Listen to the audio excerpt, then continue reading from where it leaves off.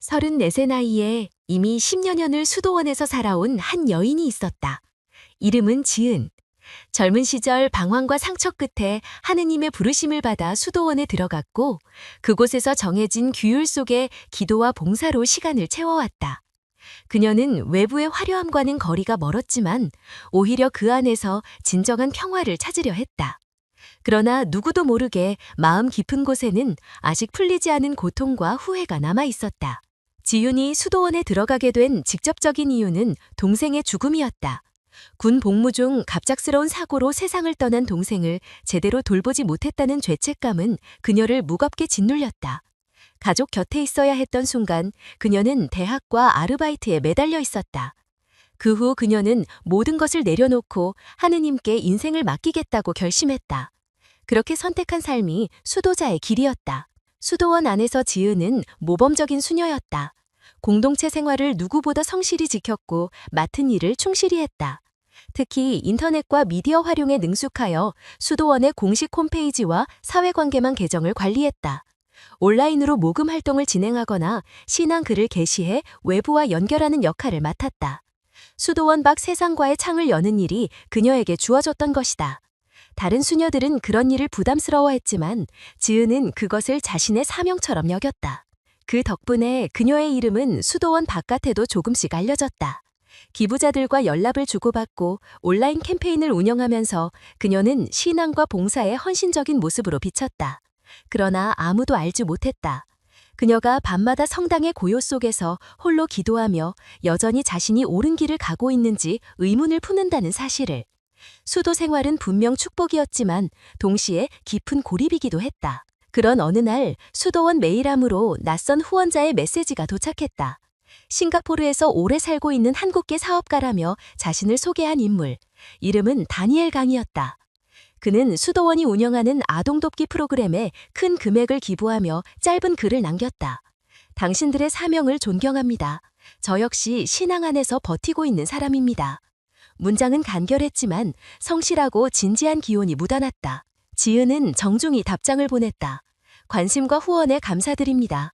하느님의 은총이 늘 함께 하시길 기도드립니다. 다른 후원자들과 크게 다르지 않은 연락이라 생각했지만 이후 다니엘은 여러 차례 추가 메일을 보냈다. 그는 신앙적 고민을 나누었고 해외 생활에서 느끼는 외로움을 털어놓았다. 처음에는 짧은 인사 수준이었지만 시간이 지날수록 그의 메시지는 길어졌다. 그는 성경 구절을 인용하며 믿음을 어떻게 지켜야 할지 질문했고 아내와의 관계가 멀어져가는 현실을 고백했다. 가족 안에서 신앙을 존중받지 못하고 오히려 비웃음을 당한다고 했다. 그런 문장을 읽을 때마다 지은의 마음은 묘하게 흔들렸다. 그녀 역시 가족을 잃고서야 신앙에 몰두하게 되었고 수도원 안에서도 여전히 공허함을 느끼고 있었기 때문이다. 메일은 점차 하루에 몇 통씩 오갔다. 그는 출장 중 찍은 교회 사진을 보내왔고 신앙적 묵상을 적어보냈다. 필리핀의 성당, 말레이시아의 작은 채플, 싱가포르 거리의 십자가 표시.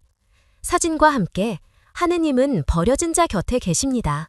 고통은 구원으로 이어집니다. 같은 짧은 글이 따라왔다. 지은은 그 글을 읽으며 마음 깊은 곳에 묻어두었던 갈증이 조금씩 해소되는 것 같았다. 그러나 동시에 불안도 커졌다. 매일 반복되는 기도와 봉사 속에서 그녀는 자신이 점점 외부의 한 사람에게 기대고 있다는 것을 깨달았다. 하느님께만 의지해야 한다는 서약을 잊고 있는 건 아닌가 하는 죄책감이 스쳤다.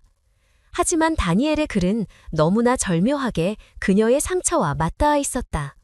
그녀가 숨기고 있던 고백을 누군가 대신 말해주는 듯했다. 수녀원 원장인 원로수녀는 지은의 변화를 눈치챘다.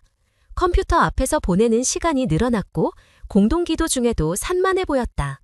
어느 날 원장은 부드럽게 물었다. 마음에 무슨 걱정이 있니? 무엇이든 나눠도 괜찮다. 지은은 순간 입술을 달싹였지만 곧 웃으며 말했다. 온라인 사도직이 점점 바빠지고 있습니다. 도움이 필요한 분들이 많습니다. 그 말은 절반의 진실이었다. 원장은 더 묻지 않았지만 지은의 마음은 무겁게 가라앉았다. 밤이 깊을수록 지은은 침묵 속에서 다니엘의 글을 다시 읽었다. 그는 외로움과 두려움 속에서도 신앙을 지키려 애쓰는 사람이었다. 그리고 점점 그녀에게 이런 질문을 던졌다. 혹시 수도원 울타리 안에서만 사는 것이 진정한 부르심일까요? 세상 속에서 빛을 전하는 길도 있지 않을까요? 그 질문은 지은의 내면을 강하게 흔들었다. 동생을 잃은 후 늘 붙잡고 있던 의문이 다시 고개를 들었다. 자신은 정말 하느님의 뜻을 따르고 있는 걸까? 아니면 두려움 때문에 안전한 울타리에 숨어 있는 걸까?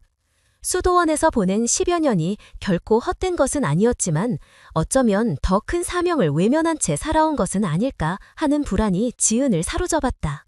아무도 모르게 지은의 삶은 서서히 변하고 있었다. 교회의 종소리는 여전히 울렸고 기도는 여전히 이어졌지만 그녀의 마음은 이미 다른 길목에 서 있었다.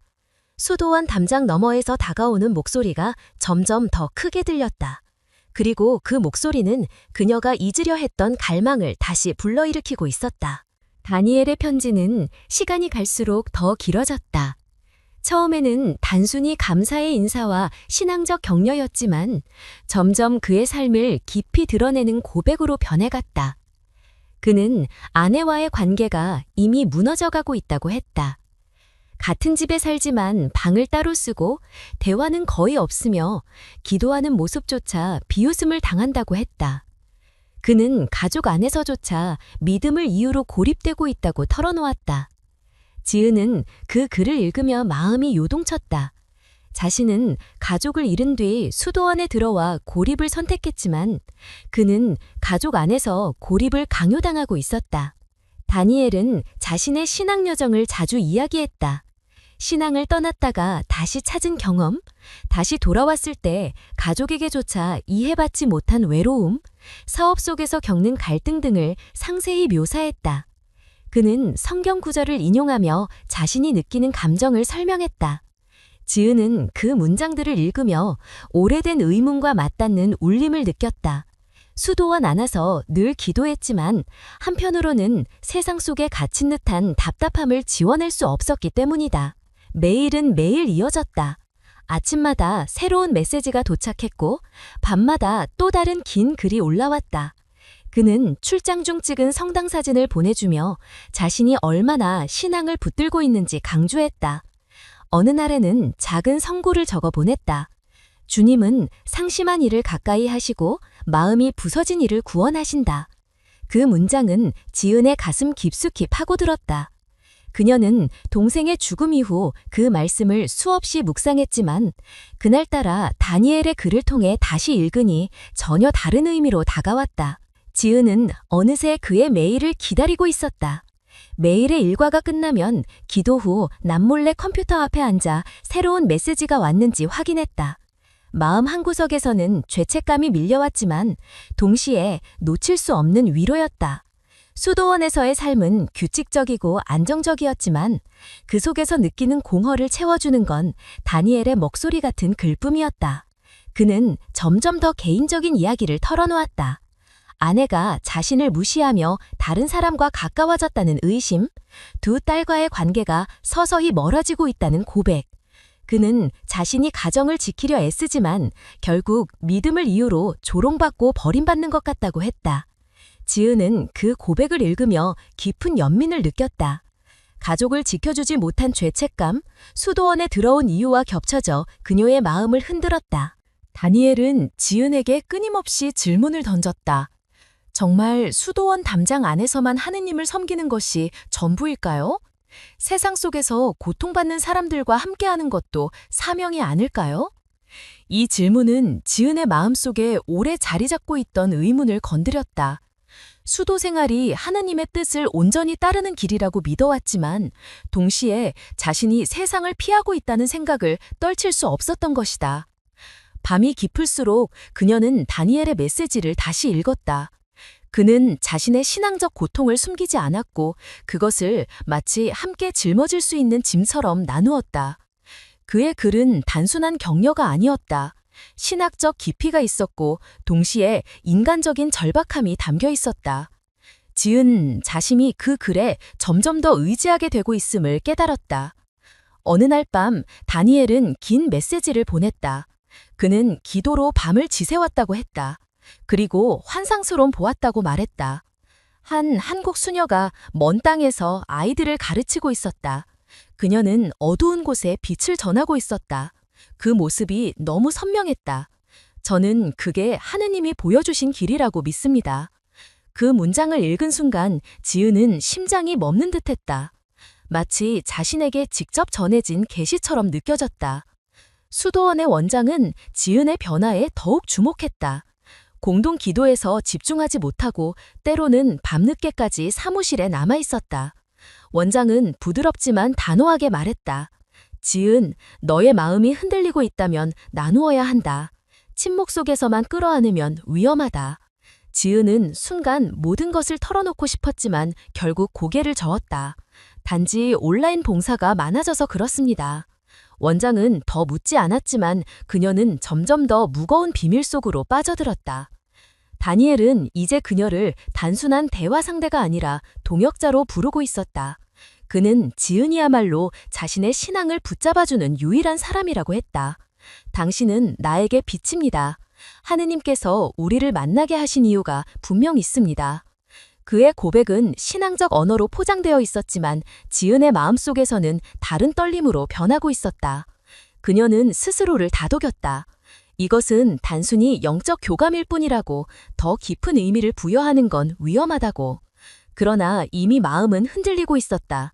매일의 기도가 다니엘의 말로 가득 찼고 성경을 펼칠 때마다 그의 문장이 겹쳐 떠올랐다. 수도원 생활에서 한 번도 경험하지 못한 강렬한 연결이 지금 그녀의 삶을 지배하고 있었다. 아무도 몰랐다. 지은이 이제 단순한 수녀가 아니라 보이지 않는 관계에 묶여 있다는 것을. 다니엘의 글은 그녀를 위로하는 동시에 그녀를 전혀 다른 길로 이끌고 있었다. 그리고 그녀는 이미 그 길에서 발을 떼지 못한 채 서 있었다. 다니엘은 마침내 서울에 올 예정이라고 알렸다. 그는 사업차 잠시 머무를 텐데 수도원 후원 프로젝트에 관해 직접 이야기하고 싶다고 했다. 지은은 메시지를 읽고 며칠 동안 마음이 흔들렸다. 수도자에게는 외부인을 몰래 만나는 것이 큰 잘못임을 잘 알았다. 그러나 그의 제안은 단순한 사적인 만남이 아니라 수도원의 사역과 연결된 것처럼 포장되어 있었다. 그녀는 밤마다 기도하며 갈등했다. 성경을 펼칠 때마다 눈에 들어오는 구절들은 어느 날은 용기를 주는 듯했고 어느 날은 경고처럼 느껴졌다. 결국 지은은 마음속의 불안을 억누르고 작은 결심을 내렸다. 수도원에선 약국에 약을 가지러 간다고 말한 뒤 정해진 시간에 약속 장소로 향했다. 10년 넘게 수도원 울타리를 벗어나 세속적 만남을 가지는 것은 처음이었다. 그 순간 그녀의 마음속엔 죄책감과 기대가 동시에 자리했다. 약속 장소에는 이미 다니엘이 와 있었다. 그는 사진 속 모습보다 더 선명한 인상을 주었다. 말투는 차분했고 지은을 마주한 눈빛은 오랫동안 그리워한 사람을 만난 듯 진지했다. 서로 인사를 나누고 자리에 앉자 대화는 빠르게 이어졌다. 그는 성경 구절을 자연스럽게 인용하며 신앙 안에서 겪는 어려움과 질문을 풀어냈다. 지은은 그의 이야기를 들으며 깊은 공감을 느꼈다. 수도원에서조차 누구와도 나누지 못했던 고민들이 그의 말 속에서는 이미 답해진 듯했다. 3시간 넘게 이어진 대화는 순식간에 지나갔다. 그는 가족 안에서 신앙을 조롱받는 고통을 이야기했다. 아내가 그를 위선자라 부른 일, 기도를 비웃은 일, 자녀와도 멀어진 현실을 털어놓았다. 그의 얼굴에는 진심이 어려 있었고 지은은 그 모습에서 자신의 상처를 보았다. 동생을 잃고 수도원에 들어온 자신의 삶, 가족과의 단절, 끝내 채워지지 않은 공허가 겹쳐졌다. 다니엘은 그녀의 손에 놓인 성경을 바라보며 말했다. 당신 같은 분이 세상 속에서 빛이 되어야 합니다. 수도원 안에서도 소중한 일이 있겠지만 지금은 세상 바깥에서 고통받는 영혼이 더 필요합니다. 그 말은 지은의 마음을 강하게 흔들었다. 이미 수도원 안에서 여러 번 품어왔던 의문이 그의 목소리와 함께 다시 살아났다. 헤어질 시간이 다가오자 그는 다시 만나고 싶다고 했다. 이번에는 더 구체적인 제안을 하겠다고 했다. 지은은 대답을 망설였지만 마음속 깊은 곳에서는 이미 그를 다시 보고 싶다는 열망이 일렁이고 있었다. 수도원으로 돌아가는 길, 그녀의 머릿속에는 기도문이 아니라 그의 말과 표정만 가득했다. 그날 저녁, 원장은 그녀를 불렀다. 약국에서 연락이 왔는데 지은이 가지 않았다는 것이었다. 지은은 당황했지만 곧 후원자가 직접 들렀다는 핑계를 댔다. 원장은 한동안 그녀를 바라보다 조용히 말했다. 너는 오랫동안 모범적인 삶을 살아왔다. 하지만 마음이 흔들린다면 꼭 나누어라. 혼자 결정하는 것은 위험하다. 지은은 고개를 끄덕였지만 내면의 소용돌이를 감출 수 없었다. 밤이 되자 다니엘의 메시지가 도착했다. 오늘 함께 해주셔서 감사합니다. 당신은 놀라운 분입니다. 하느님께서 우리를 만나게 하신 이유가 분명 있습니다. 사진 한 장이 첨부돼 있었다. 싱가포르의 성당에서 무릎 꿇고 기도하는 그의 모습이었다. 지은은 답장을 수십 번 쓰고 지웠다. 끝내 남긴 문장은 짧았다. 저도 오늘을 잊지 못할 것 같습니다. 그 이후로 그녀의 마음은 더욱 흔들렸다. 수도원의 종소리, 공동체 기도, 아이들과의 시간조차 다니엘의 얼굴과 목소리로 뒤덮였다. 그녀는 기도하려 했지만 눈을 감으면 떠오르는 건 하느님이 아니라 그였다. 내면의 죄책감은 커졌지만 동시에 그와의 만남에서 느낀 위로와 열망을 버릴 수 없었다. 다니엘은 다시 제안을 했다. 자신이 구체적인 선교 계획을 가지고 있으며 그것이 지은과 연결되어 있다고 했다. 그는 먼 곳에서 고통받는 아이들과 여성들을 도울 수 있는 기회라며 지은이야말로 하느님이 세운 도구라고 강조했다. 그는 곧 더 자세히 설명하겠다고 했고 그 말은 그녀에게 새로운 길의 시작처럼 다가왔다. 지은은 밤새 성경을 펼쳤다. 어떤 구절은 마음을 붙잡아 주었고 어떤 구절은 멈추라는 신호처럼 보였다. 그러나 결국 그녀의 내면을 지배한 것은 다니엘의 말이었다. 수도자의 삶을 버리는 것이 배신일지라도 하느님의 뜻을 따르는 길은 새로운 사명일 수도 있다는 생각이 그녀를 사로잡았다. 다니엘은 점점 더 직접적인 제안을 꺼내기 시작했다. 그는 필리핀에 있는 한 카톨릭 센터를 언급했다. 아이들이 많지만 교사도 부족하고 여성들을 위한 돌봄도 거의 없다고 했다. 그는 지은에게 말했다. 당신이 오면 모든 것이 달라질 겁니다. 언어와 신앙교육, 기술까지. 하느님께서 바로 당신을 위해 이 일을 준비하셨습니다. 메시지를 읽는 순간 심장이 요동쳤다. 수도원에서 늘 품어왔던 사명에 대한 갈망이 그 말 속에서 구체적인 형태로 다가온 듯했다. 그는 사진을 보내왔다. 낡은 교실에 모여있는 아이들, 기초적인 학습 교재조차 부족해 보이는 모습. 지은은 그 사진을 뚫어져라 바라보았다. 진짜인지 아닌지 확인할 길은 없었지만 아이들의 얼굴에 담긴 결핍은 그녀의 마음을 강하게 흔들었다. 그녀는 스스로에게 물었다. 이곳에서 계속 기도와 묵상만 하는 것이 옳은가? 아니면 저 아이들 곁으로 가야 하는가? 며칠 동안 지은은 잠을 이루지 못했다. 성경을 펼치면 어떤 날은 아브라함처럼 떠나라는 말씀이 눈에 들어왔고 어떤 날은 충실히 머물라는 말씀으로 다가왔다. 그러나 다니엘의 메시지는 끊임없이 그녀의 마음을 자극했다. 그는 자신이 환상처럼 본 장면을 거듭 언급했다. 한국 수녀가 먼 나라에서 아이들을 가르치며 빛을 전하는 모습. 그는 그것이 분명 지은이라고 말했다. 수도원의 원장은 다시 한번 그녀의 변화를 눈치챘다. 공동체 안에서 웃는 시간이 줄었고 대화할 때 시선이 자주 흔들렸다. 원장은 조심스레 물었다. 혹시 마음에 다른 부르심을 느끼고 있니? 지은은 대답하지 못했다. 입술을 때려 했지는 결국 침묵으로 넘졌다. 그러나 이미 그녀의 마음속에는 대답이 있었다. 다니엘은 점점 더 강하게 설득했다. 그는 지은이 수도원 울타리를 벗어나야 한다고 했다. 하느님은 당신을 이곳에 가두시려고 부르신 것이 아닙니다. 세상 속으로 나가 빛이 되라고 부르신 겁니다. 그 말은 마치 오래된 의문에 대한 해답처럼 들렸다. 지은은 기도하면서도 점점 그의 말에 설득되고 있었다. 결국 그녀는 편지를 쓰기 시작했다. 수도원 원장에게 전할 편지였다. 편지에는 자신이 새로운 선교의 부르심을 받았다는 내용이 담겼다. 구체적인 이름이나 세부 사항은 적지 않았지만 사도들이 모든 것을 버리고 복음을 전하러 떠난 것처럼 자신도 그 길을 가겠다고 썼다. 하느님께서 새로운 사명을 주셨다고 믿는다는 말로 편지를 마무리했다. 그러나 편지를 바로 건네지는 않았다. 그녀는 책상 서랍에 넣어두고 여러 번 꺼냈다 다시 넣었다. 수도원 안에서의 삶은 안정적이었다. 기도, 봉사, 공동체의 일상은 그녀에게 익숙한 삶이었다. 하지만 동시에 그 삶은 그녀에게 답답한 울타리처럼 느껴졌다. 다니엘의 말이 그 울타리를 무너뜨리고 있었고 그녀는 이미 돌아갈 수 없는 길에 들어서고 있었다. 밤마다 다니엘은 새로운 메시지를 보냈다. 필리핀에서 함께 봉사하는 자신의 사진, 가난한 아이들에게 음식을 나눠주는 모습, 작은 성당에서 기도하는 장면. 지은은 그 사진들을 보며 점점 확신을 얻었다. 그는 단순한 후원자가 아니라 실제로 현장에서 고통받는 이들을 돕는 사람이었다. 그리고 자신은 그와 함께 해야 한다는 생각이 굳어졌다. 며칠 후 다니엘은 결정을 재촉했다. 시간이 많지 않습니다. 지금 결단하지 않으면 아이들은 계속 고통받습니다. 하느님께서 우리에게 이 순간을 허락하셨습니다. 그의 말투에는 더 이상 설득이 아니라 요구가 섞여 있었다. 지은은 압박을 느꼈지만 동시에 그 압박이 곧 부르심처럼 느껴졌다. 결국 그녀는 마음을 정했다. 수도원에서 오랜 시간 기도했지만 이번에는 기도가 답을 주기보다 침묵만 주었다.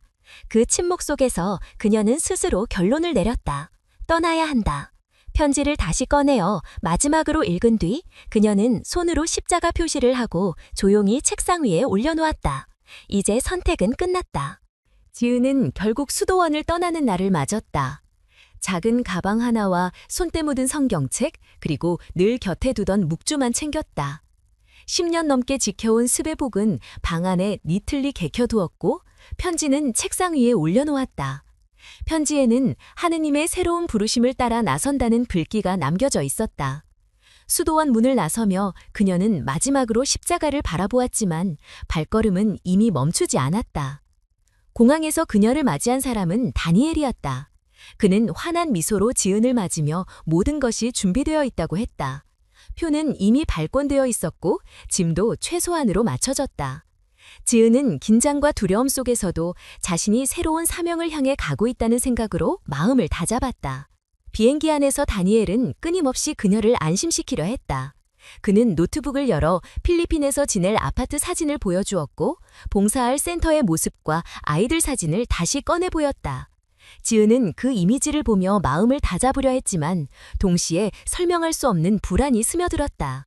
오랫동안 기도로만 결정해온 삶에서 처음으로 낯선 현실의 무게를 느끼고 있었던 것이다. 마닐라 공항에 도착했을 때 예상치 못한 일이 벌어졌다. 입국 심사에서 다니엘은 긴 대화를 이어갔고 목소리에는 긴장감이 묻어났다. 지은은 언어를 이해할 수 없었지만 심사관의 시선은 의심스러워 보였다.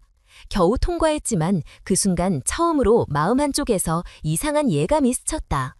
다니엘은 웃으며 별일 아니라고 했지만 지은은 안심할 수 없었다. 공항을 빠져나와 도착한 곳은 그녀가 상상했던 모습과는 전혀 달랐다. 약속했던 현대식 아파트 대신 허름한 동네의 오래된 건물이었다. 다니엘은 갑작스러운 수리 문제로 원래 집에 들어갈 수 없게 되었고 당분간 친척의 집에서 지내야 한다고 설명했다. 지은은 낯선 환경 속에서 실망감을 느꼈지만 이미 되돌아갈 수 없는 상황이었기에 묵묵히 따라갔다. 그곳에서의 첫날 밤, 지은은 기도하면서 스스로를 다독였다. 하느님께서 보내신 길이라면 어려움도 시험이라 생각하려 했다. 그러나 방은 낡았고 시설은 불편했으며 무더운 공기 속에서 제대로 쉬기조차 힘들었다. 다음 날 그녀는 다니엘에게 언제쯤 센터에 갈 수 있느냐고 물었다. 그는 이번 주가 지나야 한다며 책임자가 출타 중이라는 이유를 댔다. 며칠이 지났지만 상황은 나아지지 않았다. 다니엘은 아침 일찍 나가 밤늦게 돌아왔고 돌아오면 피곤하다며 자세한 설명을 피했다. 지은이 동행하겠다고 하면 위험하다며 단호하게 거절했다. 대신 장을 보고 돌아오며 필요한 물건을 사다 주었지만 외출할 때마다 집 문을 잠갔다. 그녀는 고립감을 강하게 느꼈다. 와이파이가 간헐적으로 연결되는 틈을 타 지은은 검색을 시도했다. 다니엘이 언급한 센터 이름과 책임자의 이름을 찾아봤지만 뚜렷한 정보는 나오지 않았다. 공식 교구 목록에도 그 이름은 없었다. 지은은 불안에 사로잡혔지만 다니엘은 작은 단체라서 알려지지 않았다고 설명했다. 오히려 그렇기 때문에 더 절실히 도움이 필요하다고 했다. 어느 날 지은은 한국 수도원에서 보낸 메일을 확인할 수 있었다. 원장 수녀가 보낸 글이었다. 지은아, 무사히 잘 도착했는지 궁금하다. 네가 말한 단체에 대한 정보를 찾을 수 없어 걱정이 된다. 꼭 연락을 주거라. 지은은 답장을 쓰려 했지만 다니엘이 갑자기 방에 들어왔다. 그는 그녀가 메일을 쓰고 있는 것을 보자 부드럽지만 단호하게 노트북을 닫았다. 과거와의 연결은 이제 끊어야 합니다. 새로운 사명에 집중해야 합니다. 그의 말투에는 더 이상 배려가 아닌 통제가 묻어 있었다. 그날 밤 지은은 잠을 이루지 못했다. 그동안 믿어온 모든 것이 흔들리고 있었다. 사진, 메시지, 약속, 모든 것이 허상일지도 모른다는 불길한 생각이 스쳤다. 그러나 이미 한국을 떠난 그녀에게 돌아갈 길은 보이지 않았다. 여권은 다니엘이 보관하고 있었고 돈도 거의 남아있지 않았다. 다음 날 그녀는 담담하게 물었다. 언제쯤 센터를 방문할 수 있습니까? 다니엘은 눈을 피하며 이번 주가 지나야 한다고 다시 답했다.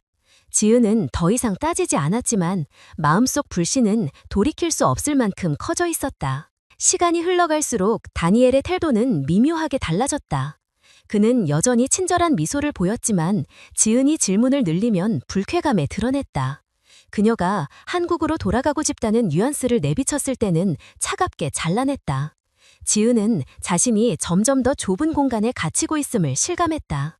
기도를 드리며 마음을 붙들려 했지만 어느 순간 그녀는 알았다. 이 길이 하느님의 부르심이라 믿었던 자신이 이제는 알 수 없는 어둠 속으로 빠져들고 있다는 것을. 며칠이 지나면서 지은은 점점 더 이상한 기류를 감지했다. 다니엘은 여전히 바쁘다며 집을 비웠지만 돌아오는 시간은 들쑥날쑥했고 돌아올 때마다 술 냄새가 묻어 있었다. 낯선 향수 냄새가 함께 섞여 있는 날도 있었다. 그녀가 조심스럽게 이유를 묻자 그는 짧게 화를 냈다. 이전의 온화한 태도는 흔적조차 없었고 눈빛은 날카롭게 변해 있었다. 어느 날 밤 지은은 용기를 내어 다시 물었다. 센터에는 언제 가게 되는 겁니까? 다니엘은 잠시 침묵하다가 피식 웃더니 차갑게 말했다. 센터 같은 건 없어. 책임자도 없고 아이들도 없어. 그 말은 지은의 머릿속을 하얗게 만들었다. 그가 지금까지 말했던 모든 것이 거짓이었다는 사실이 한순간에 드러났다. 다니엘은 더 이어서 말했다. 너를 이곳에 데려오기 위해서였을 뿐이야. 그 이상도 이하도 아니다. 지은은 충격과 공포에 휩싸였다. 성직 서원까지 내려놓고 선택한 길이 한 사람의 거짓말 위에 세워진 허상이었음을 깨달은 것이다. 그날 이후 지은의 삶은 달라졌다. 여권은 이미 다니엘의 손에 있었고 통장 접근권도 사라진 상태였다. 그는 외출을 철저히 막았고 인터넷 연결도 제한했다. 지은이 무언가를 요청하면 그는 대충 얼버무리거나 불쾌감을 드러냈다. 이제 그는 보호자가 아니라 감시자가 되었다. 며칠 후 다니엘은 집에 낯선 난자들을 데리고 왔다. 그들은 낮은 목소리로 대화했고 지은은 몇몇 단어를 알아들을 수 있었다.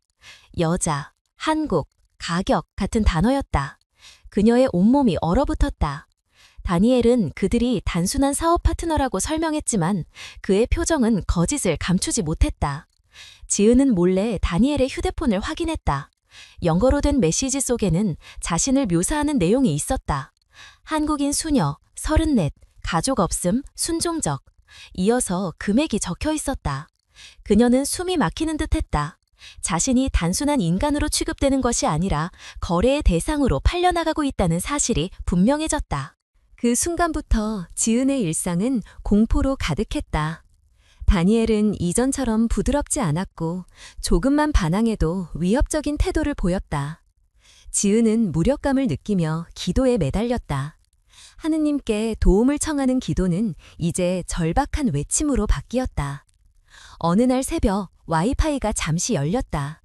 지은은 기회를 놓치지 않고 한국 수도원으로 짧은 메시지를 보냈다. 저는 위험합니다. 마닐라는 생각과 다릅니다. 도와주세요. 그러나 곧 다니엘이 눈치챘다. 그는 휴대폰을 빼앗으며 냉정하게 말했다.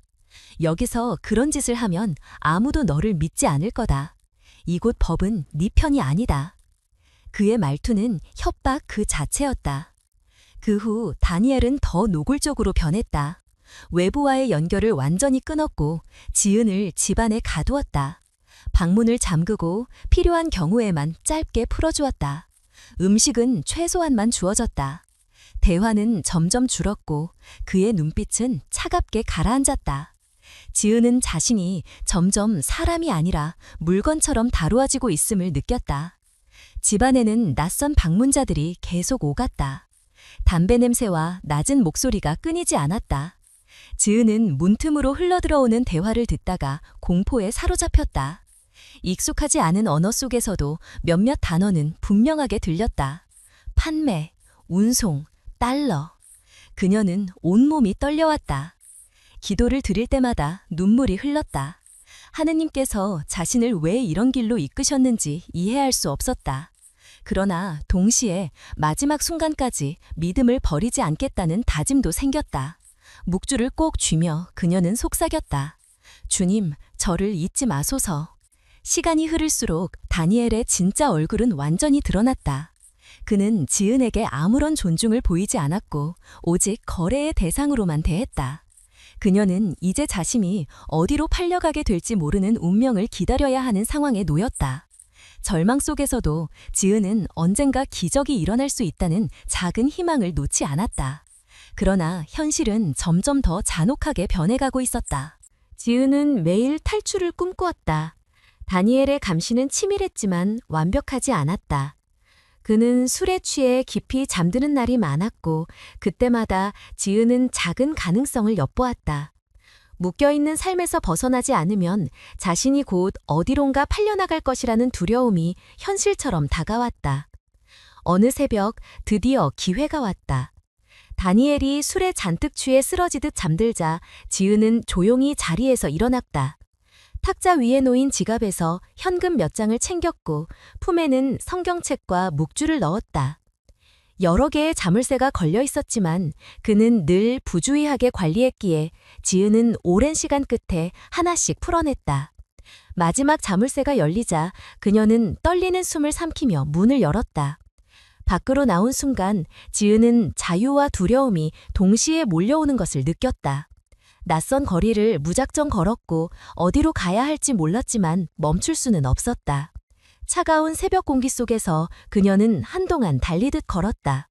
한참을 헤매던 끝에 작은 성당 앞에 이르렀다. 불이 켜져 있었고 안에서 한 노인이 청소를 하고 있었다. 지은은 문을 두드리며 간절히 도움을 청했다.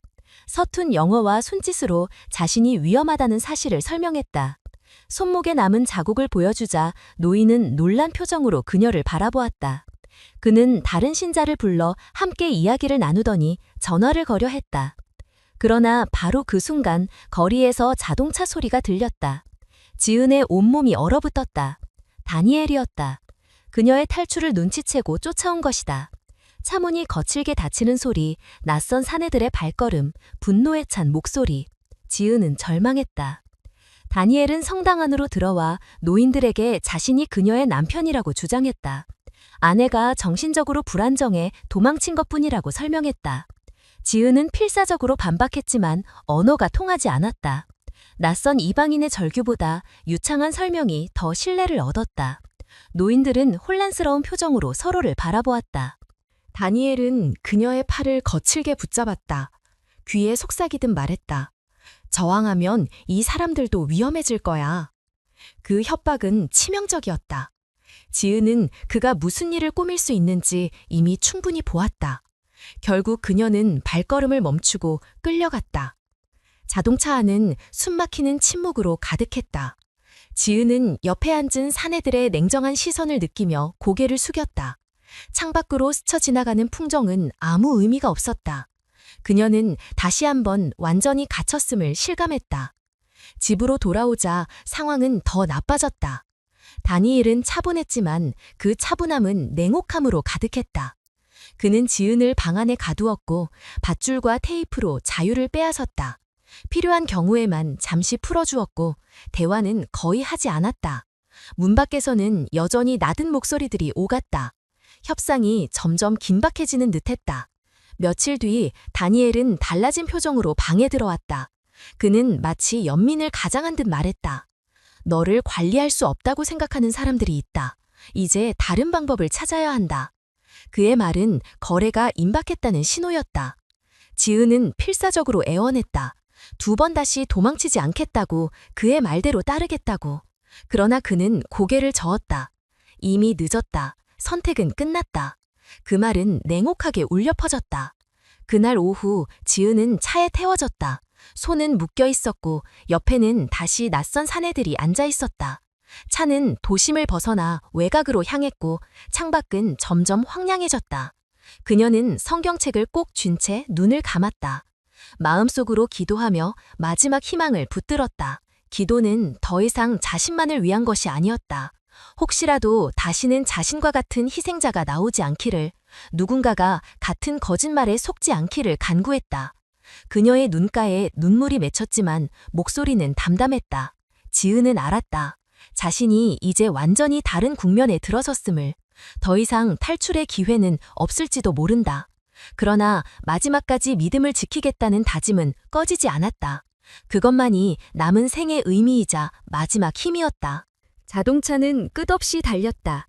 지은은 묶인 손을 풀 수 없었고 옆에 앉은 사내들은 무표정하게 그녀를 감시했다. 도심의 불빛이 멀어지자 창밖은 어둡고 황량한 풍경으로 바뀌었다. 지은은 마음속으로 끝없는 기도를 올렸다. 눈을 감을 때마다 수도원의 종소리가 들리는 듯했고 동료 수녀들의 얼굴이 떠올랐다. 그러나 돌아갈 길은 더 이상 없음을 알았다. 몇 시간을 달린 뒤 차는 외딴 도로에서 멈췄다. 다니엘은 트렁크를 열고 삽을 꺼냈다. 지은은 그 순간 모든 것을 이해했다. 거래는 이미 무의미해졌고 이제 그녀는 단지 제거해야 할 짐으로 여겨지고 있었다. 공포가 몰려왔지만 동시에 이상한 평온도 느껴졌다. 그녀는 마지막 용기를 내어 말했다. 기도할 시간을 달라. 다니엘은 잠시 멈췄다가 무표정하게 고개를 끄덕였다. 지은은 성경책과 묵주를 품에 안고 눈을 감았다. 하늘에 계신 우리 아버지. 기도문이 입술을 타고 흘러나왔다. 목소리는 떨렸지만 끝까지 이어졌다. 기도가 끝날 즈음 그녀의 눈에는 더 이상 눈물이 없었다. 그 후의 일은 아무도 알지 못했다. 며칠이 지나도록 그녀의 소식은 들리지 않았다. 마닐라 외곽에서 한 농부가 낡은 성경책과 묵주를 발견했을 뿐이다. 표지는 닳아 있었고 묵주는 한쪽이 끊겨 있었다. 그러나 성경의 글자는 여전히 선명했고 기도문의 흔적은 사라지지 않았다. 한국에 있는 수도원에는 여전히 그녀의 빈자리가 남아 있었다. 원장은 매일 공동체 기도에서 그녀의 이름을 불렀다. 다른 수녀들은 눈을 감고 함께 기도했다. 시간이 지나도 그 기도는 멈추지 않았다. 수도원 서랍에는 지은이 남긴 편지가 여전히 보관되어 있었다. 하느님의 부르심을 따라 먼 길을 떠납니다. 저를 위해 기도해 주십시오. 그 문장을 읽을 때마다 원장의 눈은 젖었다. 시간이 흐르자 사건은 현지 경찰 기록에서 단순 실종으로 남았다. 명확한 증거가 없다는 이유였다. 그러나 수도원 사람들은 알았다. 그녀의 사라짐은 단순한 행방불명이 아니었다. 믿음을 악용한 거짓과 탐욕이 빚어낸 비극이었다. 교회 공동체는 그녀의 이야기를 전하며 다시는 같은 일이 반복되지 않기를 다짐했다. 신앙은 언제나 순수해야 하지만 동시에 분별이 필요하다는 깨달음을 얻었다. 하느님의 이름으로 다가오는 모든 말이 진실은 아니라는 사실, 그리고 선의를 악용하는 이들이 존재한다는 현실을 더 이상 외면할 수 없게 되었다. 지은의 흔적은 사라졌지만 그녀가 남긴 마지막 기도는 여전히 이어지고 있었다. 성경책과 묵주는 말이 없지만 그 자체로 증언이었다. 누군가는 그 물건을 보며 경건히 눈을 감았고 또 다른 누군가는 눈물을 삼켰다. 사람들은 그녀의 선택을 두고 의견이 갈렸다. 어떤 이는 무모한 결정이었다고 했고 또 다른 이는 진심 어린 헌신이었다고 말했다. 그러나 모두가 인정한 사실은 있었다. 그녀는 끝까지 믿음을 붙들었고 마지막 순간에도 희망을 버리지 않았다는 점이었다. 수도원 마당에 울려 퍼지는 종소리는 여전히 같았다. 그러나 그 종소리를 듣는 수녀들의 마음은 달라졌다. 지은의 부재가 남긴 공허 속에서 그들은 더 깊이 기도하고 더 단단히 서로를 붙잡았다. 결국 지은의 이야기는 단순한 실종 사건이 아니라 사람들에게 남겨진 물음이 되었다. 우리는 무엇을 믿고 누구를 따라야 하며 어떻게 믿음을 지켜야 하는가? 그리고 우리의 선의가 누군가에게 이용되지 않으려면 무엇이 필요한가?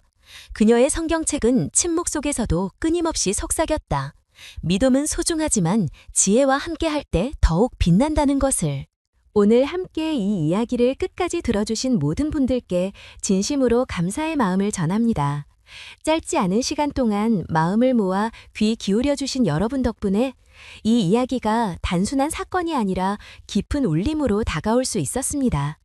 오늘의 이야기는 한 사람의 삶이 어떻게 믿음과 선택 속에서 흔들리고 또 인간의 욕심과 거짓 앞에서 얼마나 쉽게 무너질 수 있는지를 보여주었습니다.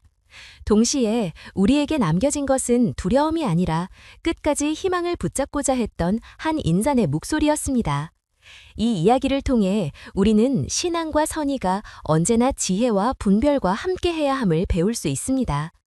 눈앞의 친절이 언제나 진실은 아니며 마음 깊은 헌신조차 때로는 악용될 수 있다는 사실을 잊지 않아야 합니다. 그러나 그럼에도 불구하고 우리가 서로를 향한 신뢰와 사랑을 놓지 않는다면 이 세상은 여전히 빛을 잃지 않을 것입니다. 오늘 전해드린 이야기가 여러분의 마음에 작은 생각거리와 성찰을 남겼기를 바랍니다. 저희 채널을 계속 응원해주시고 싶으시다면 어렵지 않습니다. 좋아요를 눌러주시고 느끼신 점을 댓글로 남겨주시며 구독을 통해 함께해주시면 큰 힘이 됩니다. 다시 한번 소중한 시간과 마음을 내어주신 모든 분들께 깊이 감사드립니다.